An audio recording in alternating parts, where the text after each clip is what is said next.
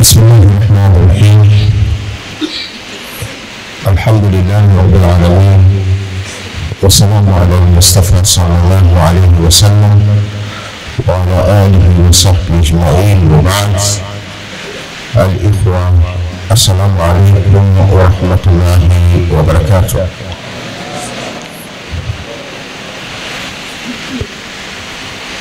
Tamko la viongozi wa taasisi za Kiislamu linalotolewa leo mbele yenu, viongozi wa jumuiya na taasisi mbalimbali za Kiislamu na wanahabari, leo tarehe 20 mwezi wa 11 2025, nikianza kwa kusema assalamu alaikum wa rahmatullahi wa barakatuh. Awali ya yote, tunamshukuru Allah subhanahu wa ta'ala, mwingi wa rehema na mwingi wa ukarimu, na tunamtakia rehema na amani mtume wetu Muhammad sallallahu alaihi wasallam, yeye na ali zake na masahaba zake wote na waliofuata mwongozo wake hadi siku ya Kiyama. Sisi ni viongozi wa taasisi za Kiislamu kama zilivyokwisha tajwa na katibu mkuu wa Baraza Kuu la Jumuiya na Taasisi za Kiislamu, katibu mkuu wa Baraza Kuu la Waislamu Tanzania, kwa idadi ya taasisi 26 na baadhi ya taasisi ambazo zimechelewa kuleta majina yao, kwa idadi yao inafikia taasisi 30, chini ya kiongozi wetu Mufti na Sheikh Mkuu wa Tanzania Dr. Abubakar bin Zubeir bin Ali.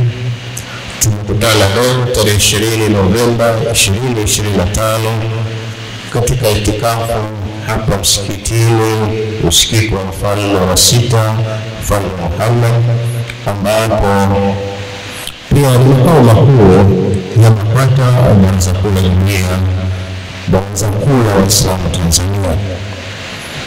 Itikafu ni ibada maalum inayofanyika ndani ya msikiti kwa kujitenga na mengine yote ili kujikurubisha kwa Allah subhanahu wa ta'ala, kutafuta nguvu zake.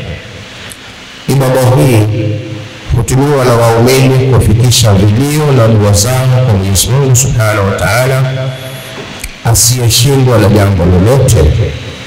Tumeona ni muhimu kuwa na ibada hii ya itikafu baada ya matukio mazito yaliyokumba nchi yetu siku ya uchaguzi mkuu uliofanyika tarehe 29 mwezi wa 10 2025.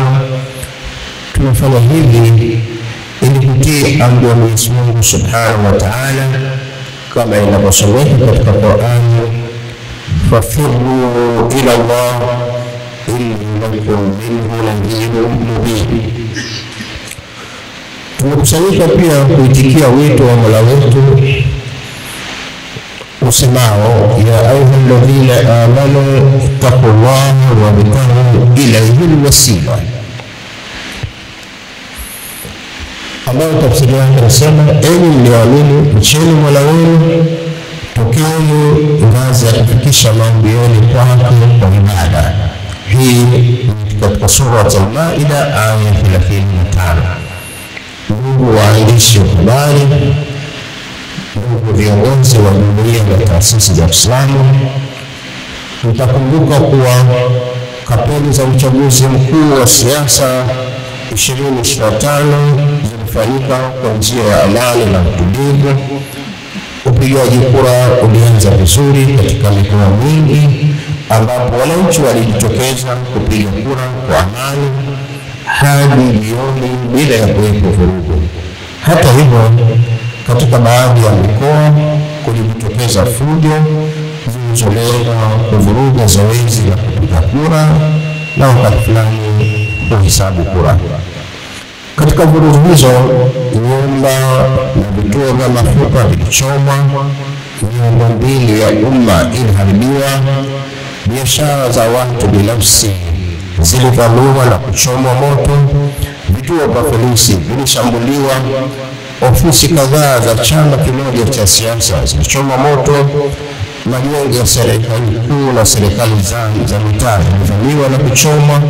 Kubwa zaidi, watu wajeruhiwa na kupoteza maisha, wakiwemo askari ambao walijitokeza kulinda mali na maisha ya raia. Sisi wana taasisi za Kiislamu nchini Tanzania tunalaani matukio haya na tumesikitishwa sana na vifo vilivyotokea, upotevu wa mali za watu, uharibifu wa miundombinu uliotendeka. Tumehuzunishwa sana na hali hii ambayo pamoja na mambo mengine imeathiri taswira ya nchi yetu. Ndugu viongozi wa jumuiya na taasisi Islamu na wanahabari, mtakumbuka kwamba baada ya matukio haya yalitokea matamko mbalimbali.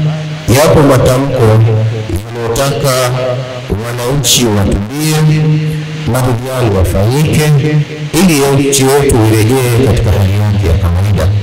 Kwa upande mwingine, yapo matamko ambayo kwa maudhui yake yamechochea na kuamsha hasira kwa namna ambayo yanahatarisha amani na utulivu, mshikamano na umoja wetu tunaojenga kwa miaka mingi tangu kuasisiwa kwa taifa letu.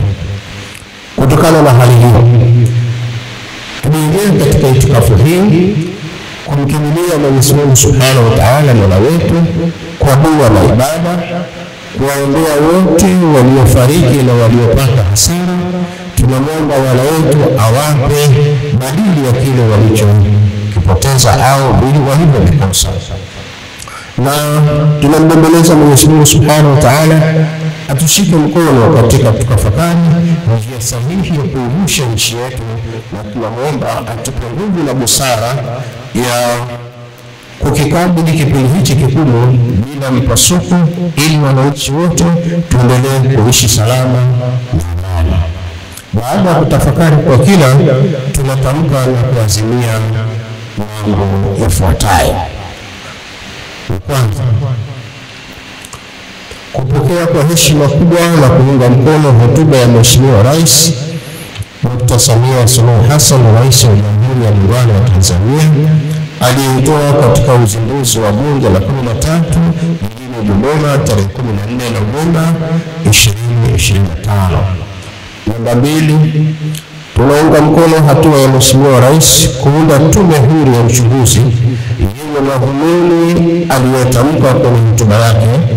Ninanukuu, serikali imechukua hatua ya kuunda tume ya kuchunguza yaliyotokea, Equity Commission, ili tujue kiini cha tatizo. Taarifa hiyo itatuongoza kujielekeza kwenye mazungumzo ya kuleta maelewano na amani. Maneno haya yana hekima ya uongozi, sisi tunaunga mkono kikamilifu. Mwenyezi Mungu Subhanahu wa Ta'ala anasema, ya ayyuhalladhina amanu in ja'akum fasiqun binaba'in fatabayyanu an tusibu qauman bijahala fatusbihu ala ma fa'altum nadimin. Hii katika sura Al-Hujurat aya 6. Mtu fasiki akikujieni na habari, ichukuzeni habari hiyo kwanza ili kupata uhakika wake, msije mkamwadhibu au mkamhukumu mtu kwa kutojua mkawa kwa mlioyatenda mno katika majuto makubwa. 3, tunaunga mkono mchakato wa maridhiano ya kitaifa uliopelekezwa na Mheshimiwa Rais. Tuko tayari kushiriki na kuchangia kikamilifu, kwa kuwa tunaamini kwa dhati kuwa maridhiano ni sehemu ya maadili ya dini yetu ya Kiislamu, kama inavyosomeka katika Qur'an, fa aslihu bainahuma bil 'adl wa aqsitu inna Allaha yuhibbul muqsitin. Hii ipo katika sura Al-Hujurat aya 9. Fanyeni suluhu baina yenu kwa haki na uadilifu, hakika Allah Subhanahu wa Ta'ala uadilifu. Jambo la 4, msingi wa maridhiano hayo lazima ujikite kwenye uadilifu na dhamira njema, sio juu ya vurugu na muda mfupi au mashinikizo ya kisiasa au wanaharakati. Tuko tayari kuwa daraja ya kuunganisha Watanzania kufikia suluhu hiyo. 5, tunapendekeza uwepo uchunguzi wa kina usiopendelea upande wowote ili kubaini waliochochea, waliopanga na kuratibu uhalifu uliotokea.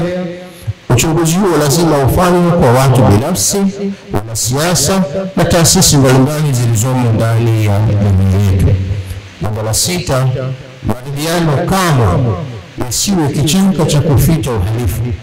Wenye hatia wajulikane, wasio na hatia walindwe, na haki isimame sawa bila ya kupindishwa.